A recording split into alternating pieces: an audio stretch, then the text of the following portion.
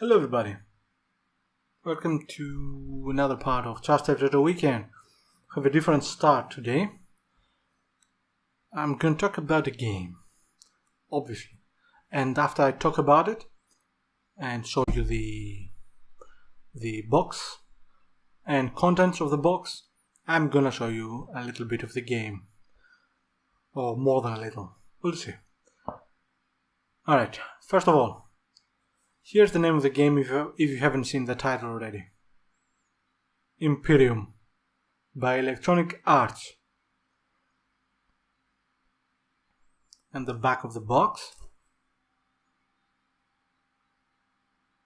The screen in the middle is basically the game over screen. And the top screen is planetary report, and the bottom screen is subordinate display, basically one of the AIs working for you, and of course the usual information here you can get for every game. This game was released in 1990. It is a 4X game, and it is, in my opinion, one of the best games of its generation. Let's have a quick read at the back. There are many things. There are like 7 points in 3 languages. I'll just read the English one. A game of superb depth and strategy. I agree. Superior artificial intelligence.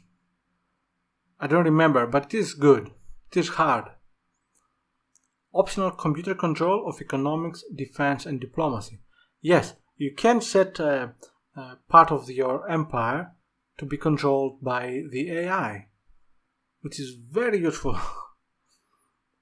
A variety of atmospheric music. Well, there is a variety, but I won't call it... It's not a huge variety, let's go with that. 100 different worlds to dominate. Indeed, quite a large game. There are several systems, and each system has several planets. Very big game for its time. And don't forget, this game was built at the time when 16-bit computers were ruling, and I believe this game works with half a megabyte of memory. So yeah, that's quite impressive. Build user-definable fleets, indeed, and explore the galaxy in search of highly productive planets or nostrum-producing worlds. Nostrum-producing worlds. Basically worlds which produce nostrum. I'll talk about it later. You can see here it was the winner of Software Publisher of the Year, European Computer Leisure Awards 90.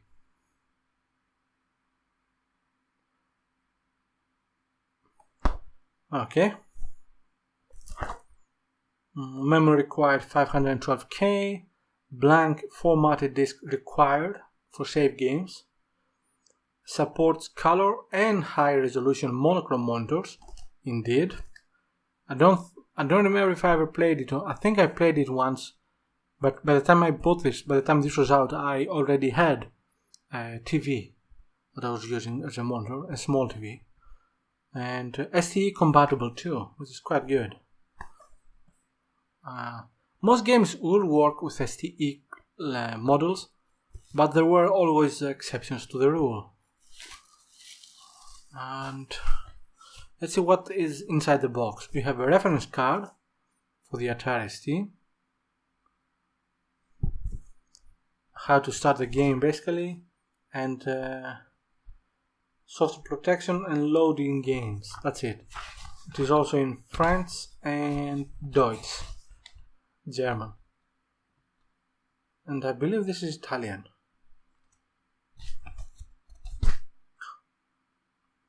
Strange, but cool.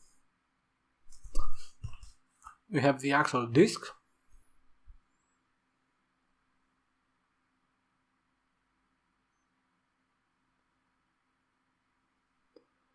by Nick Wilson and Matthew Stieb, not sure. And they have the copyright, not Electronic Arts, I believe. Interesting. And here is something you don't see today. A manual. A 68-page manual. Although I think there are more than one languages. No, they're not. All English. Excellent. You can see Nick and Matthew over here in the photo.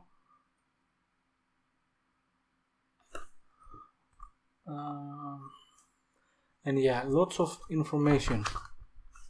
I'm gonna show you some of that in, well, most of it in the video that will follow this. Well, not in it's the same video, but you know what I mean. Anyway, manual. You don't see them anymore, unfortunately. And yeah, this is it basically. This is Imperium, the box and the game inside it. As for the actual gameplay, it's gonna follow right after this.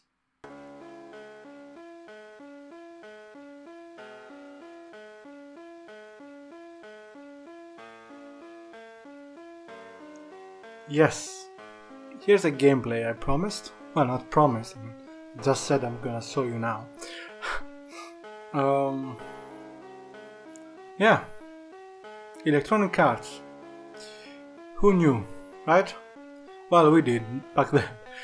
Anyway, let's continue. Imperium. One of the most... how can I say this? They definitely didn't go for the visual department. Although, having said that, it is a gorgeous looking game for what it is. You won't see such type of depth in a 4X again till probably Stars. Anyway, let's have a quick look. You start. Oh, let me change the. All right. Of course, you can name yourself. So I'm gonna call myself, of course, Trusteft, and my empire. Strogon, no. Let's go with Trustians. No, Trustia. Yeah, Trustia sounds okay. And here's basically the difficulty setting.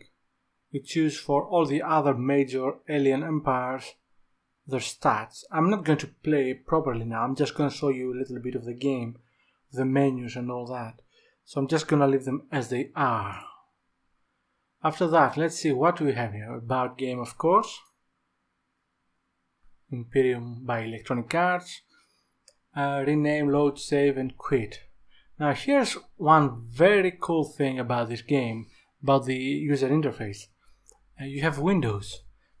Of course, you had Windows on Atari long before that, but here what you can have is basically have the game work as a desktop, operating system desktop, and then have other windows appear on top, which you can move around, you can minimize. Fantastic. You won't see this kind of design GUI till well, basically till Windows native games like 3.1. And you wouldn't see anything like this on any 16-bit or 8-bit, of course, systems. Anyway, let's have a look again. Going for game control page, sound or on or off. There isn't much sound in the game. You have some bits of music and, very small samples, but nothing really much. You can enable subordinate, the AI basically, who will control parts of your empire, military, diplomacy, or economics. Let's go the next one. Alliance construction. Basically, it is diplomacy. You choose another empire, let's say the Soigon, against the Freugon. Yeah, the names are not exactly very unique. No, they are unique, but they're not very imaginative. And you choose how much money you're gonna give them. Whatever, I'm not going to do this now, of course. Trade barriers, economic treaties, if you want to actually go for a defensive or offensive alliance against someone or not, and duration, and so on and so on. You can offer it, then they will reply and you can accept it, or if they offer you something else, you can accept it or reject it, and so on. As diplomacy works in most 4X games. And this was in 1990. No, I just did this. Embargo. Yeah, here you can pick an empire if you want to embargo.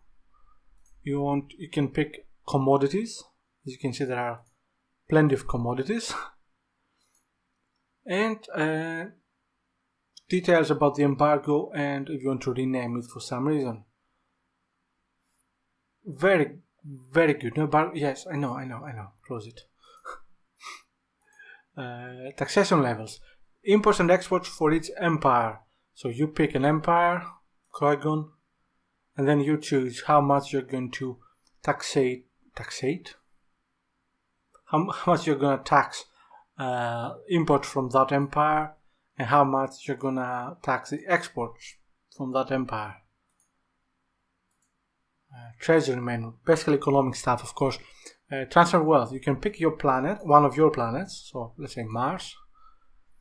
You can see it has so much wealth, 5,776, and this is the Imperial Treasury. It works more or less. Let's say how the United States have different states and the federal government, something like that, broadly speaking. And you can transfer, you can pick the amount of money, and then you can choose, if you're gonna transfer this amount from the planet or to the planet and the Imperial Treasury. Or balance, basically share them. Anyway, historical wealth, that's not going to show anything now. And price index, again, this is the first turn. Imperial commodity levels, and how much of these commodities you actually own. As you can see, the amount of items is quite impressive. And don't forget, this is a 16-bit era game. Lots of information. You need many of this stuff, either for obvious reasons, food, and others to construct spaceships, armies, and so on. Imperial production. Here you can balance the empire's production and what they're going to focus on. So here is balanced, and you can pick, for example, to build more military items, or to focus production on military items, and so on. 0, I guess it goes, back to 0. Excuse me.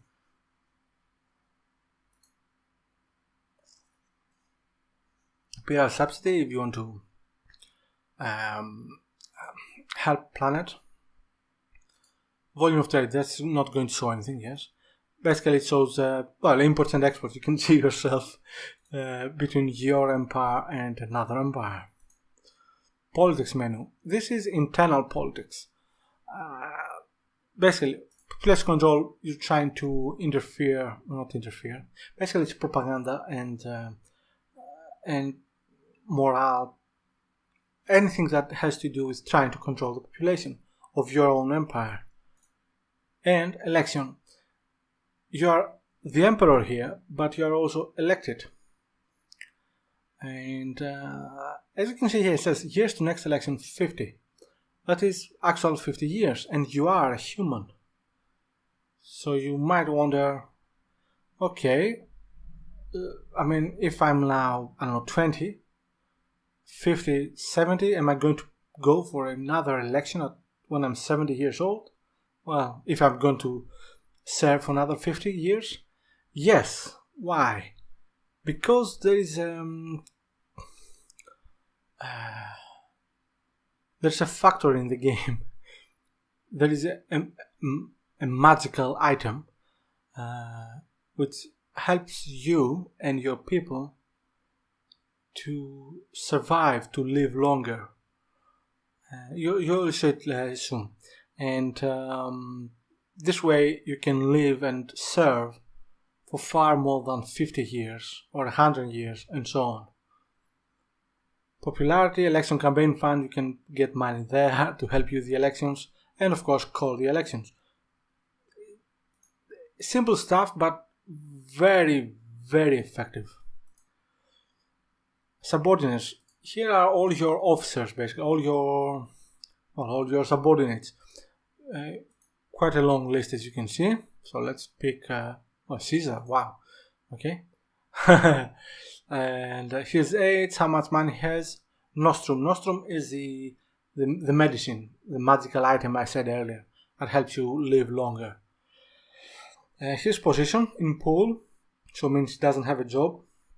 He's over there ready for your orders. And status, statistics of his, loyalty, competence, incompetent, and charisma. And also you get, you can appoint him, for example, planetary leader, and you can pick the planet you want, where he works as a governor of the planet, ambassador to send him to another empire, and fleet commander, obviously, to lead a fleet. And these are medals, awards, military and civilian. So you might have him as a governor, for example, and you want to improve his morale and make him perhaps a little bit more loyal to you, and you give them awards, and you give them nostrums, and you give them money, and all that. It's quite good. Well, I did that, right? Yeah. Military menu. Deployment planet. Here you pick on which planet your constructed ships will deploy, will wait for you. Something that even today not all strategy games have it. Create spaceship class. This is the closest you can get to a ship design. And you can choose size, gross weight, yeah, same thing. Number of weapons, number of armor, and engine power. You can rename it, see the stats, how much it's gonna cost. Okay, to keep the design. Fleet, very easy, just create empty fleets, so you can get then fill with. Then you can get to send ships to them and create actual fleets.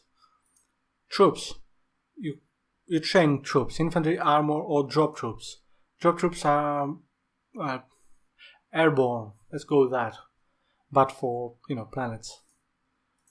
Deployment phase. You can also, here's beauty. If for example you want to change deployment planet, you don't have to go back to the main menu and select deployment planet. You can do it from this page. Beautiful design. Build ships, yes. You pick the class you have already designed. For example, this one, which is already in the game. You see stats of it. You see that it costs 4,200 each. You click a number, for example 1, and then you click build. I don't know if you have money now. Anyway, it doesn't matter right now. But this is how you actually construct them. Ship build status, of course. Alright, so it did get the order. We have enough money, I mean. And you can see here, this is the very first turn that we gave the order. So we are in the status of buying materials. Only two turns to build it. It's going to be deployed on Earth, that you have already picked.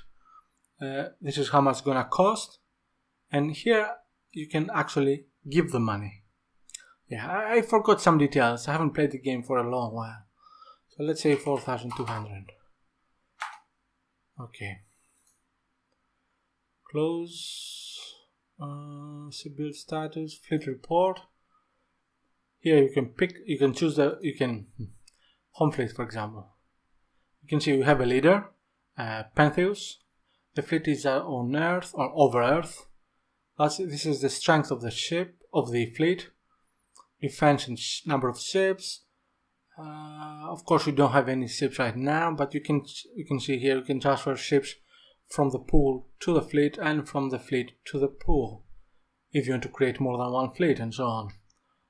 You can also transfer troops, more or less for invasions, but not only. Give fleet orders. In here you just pick a fleet.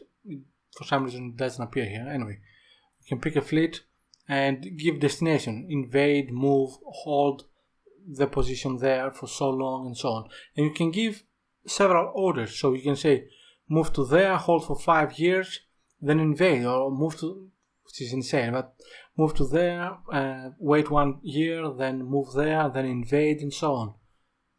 And here you can choose the number of planets, and as you will be able to see, there are many planets in the game. Unfortunately, I don't think there is a way to categorize them by name or proximity, so you better know where each one is, which is not that hard later on, you'll see. Close that. Create arc ship. From Memo, these are basically colony ships, and to transfer cargo and population between planets. Yeah, basic stuff, but obviously important in the long run. Antenna. I don't remember what antenna is, what it does. I don't remember if it works as simply communication between your empire and your fleets, or if it works for radar as radar. I just don't remember.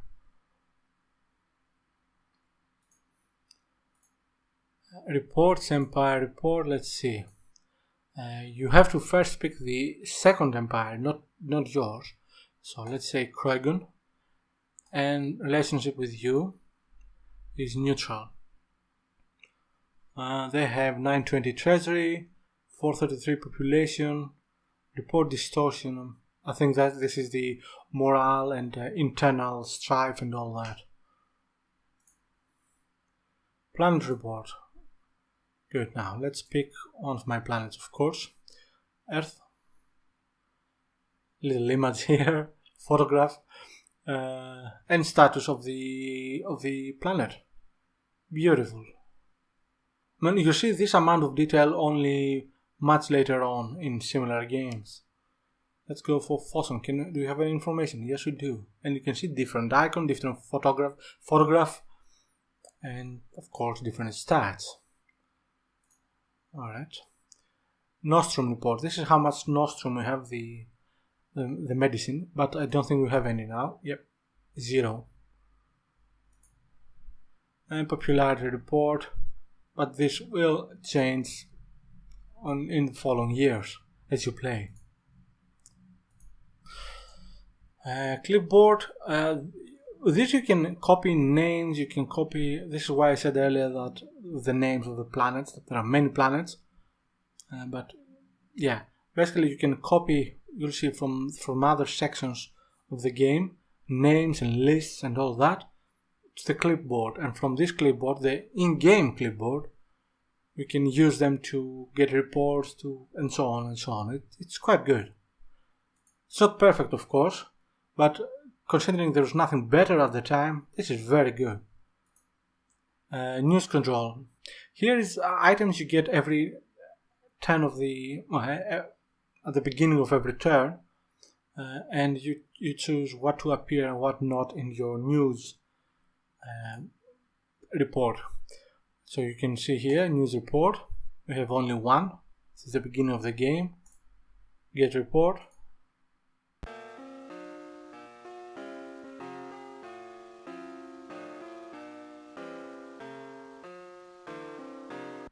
Anyway, Empire Trusteft welcomes you as the new planet leader of Earth, and so on. Close it. Yeah. This will end turn, and this is the star map. This is a 3D star map, as you will see. Ascendancy was not the first one to use one. Several years later. This was first, at least as far as I know. I don't think there is any other 4X game before this which used 3D map. I mean, before this there weren't that many 4X games to begin with. There was Reach for the Stars, the original one. There was oh man, okay, brain fart now, forget it. There were a couple, but not many. And you can see information, of course. No, here, no, this is not information. Here you can see it, the actual solar system you have picked. And yes, you can turn this around. It's quite cool. Can you guess the system? Yeah, it is our own system. For some reason this game is called Freshes. So if you click here, you see it is Earth, Ancient Atom Clipboard.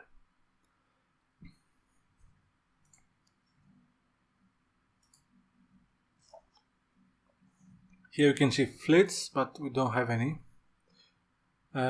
This is empires, yeah. So let's pick our own empire, Trusteft, and we are only there. We have nothing else.